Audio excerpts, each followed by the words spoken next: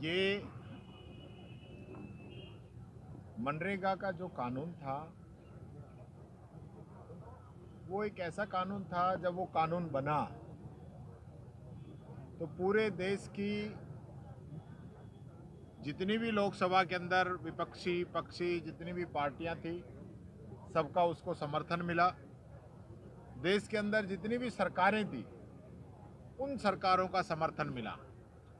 और दुनिया की विशेष प्रकार की जो रिसर्च करने वाली संस्थाएं थी, उन्होंने भी मनरेगा को समय समय पर दुनिया की सबसे बेस्ट स्कीम बताई, जिसने गांवों का पलायन रोका, बंधुआ मजदूरी से छुटकारा दिलवाया, ग्रामीण विकास की नई बुनियाद, ग्रामीण विकास का नया आधारभूत ढांचा,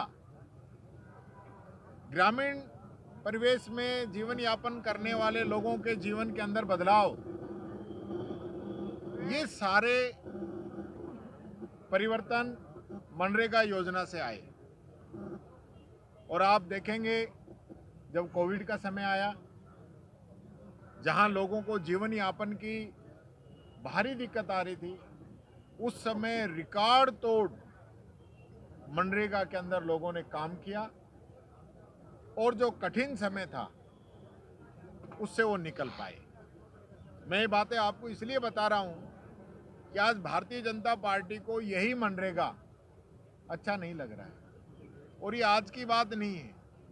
आप अगर पूरा डेटा निकाल के देखेंगे, जब से बीजेपी की सरकार आई है, धीरे धीरे धीरे धीरे करके इसके वर्किंग डेज जो है लोगों को कम उपलब्ध कराए गए हैं। और यही कारण है कि आज देश के अंदर जो औसत है वो 100 दिन के रोजगार में भी मात्र 50 दिन के आसपास है। राजस्थान का भी जो औसत है वो लगभग 50 दिन के आसपास है। तो आप समझ सकते हैं कि जो 125 दिन का जुमला ये दे रहे हैं, वो इनकी कितनी सोची समझी साजिश है। इस योजना को कमजोर करना, इसको बंद करना, उसको डाइवर्ट करने के लिए इसका नाम भगवान श्री राम पे किया गया है। क्योंकि इन लोगों की ये पहले ही पता था कि ये योजना गरीबों के लिए है, कांग्रेस इसका विरोध करेगी, तो इसको धर्म से जोड़ देंगे कि कांग्रेस जो है नाम का विरोध कर रही है। तो सर्वप्रथम तो मैं कहना चाहूँगा, महात्मा गांधी जी का नाम आपने हटाया। गरीब की आत्मा गांधी जी में दिखती थी, कोई बात नहीं, आपने नाम हटा दिया, लेकिन आप योजना को ही जो खत्म कर रहे हो। 3-4 बड़े बदलाव जो इसके अंदर आएंगे। आज 100% पैसा जो है मनरेगा का पहले भारत सरकार देती थी मजदूरी का, टोटल फंडिंग का 90% पैसा भारत सरकार देती थी, लेकिन अब भारत सरकार 60% पैसा देगी, 40% पैसा राज्य सरकारों को देना पड़ेगा। 1 नंबर बात। 2 नंबर बात यह है कि अभी जितना हम काम मांगते थे, जो काम का अधिकार था, अब वो अधिकार खत्म हो गया है, कानूनी राइट नहीं है।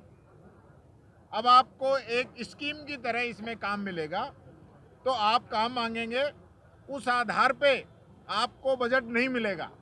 अब बजट मिलेगा सेंटर के आधार पर। सेंटर तय करेगा कि हम राजस्थान को इतना पैसा देंगे, और उस पैसे से अधिक अगर काम की डिमांड है तो फिर 60-40 के रेशो से पैसा नहीं मिलेगा, फिर 100% पैसा ही राज्य सरकार को वहन करना पड़ेगा। तो मैं सबसे पहले तो भजन लाल जी से पूछना चाहता हूं कि क्या उनके पास ये एक्स्ट्रा जो पैसा बर्डन आएगा स्टेट के ऊपर, ये भुगतने की हिम्मत है? हकीकत मैं बता दूं आपको, विधवाओं को, बुजुर्गों को, दिव्यांगजनों को पेंशन हर महीने नहीं मिल पा रही है। अनाथ बच्चों को पालनहार का पैसा हर महीने नहीं मिल पा रहा है। किसान को बीज, किसान को खाद, किसान को बिजली समय पे नहीं मिल पा रही है। बच्चों को किताबें, बच्चियों को साइकिल, बच्चियों को स्कूटी, बच्चों को स्कॉलरशिप समय पे नहीं मिल पा रही है, क्योंकि हमारे पास पैसा नहीं है। इस पिछले बजट की हम बात करें तो इन लोगों ने योजनाओं पे खर्च किया है 15,000 करोड़, और ब्याज में इन लोगों ने खर्च किया है 19,000 करोड़ के आसपास। ये स्थिति राजस्थान सरकार की है। हर एक राजस्थानी पे 1 लाख का कर्जा है आज के समय में, ये इस सरकार की हालत है। तो ये कहाँ से उस पैसे को भरेंगे? दूसरी बात, जो ग्रामीण विकास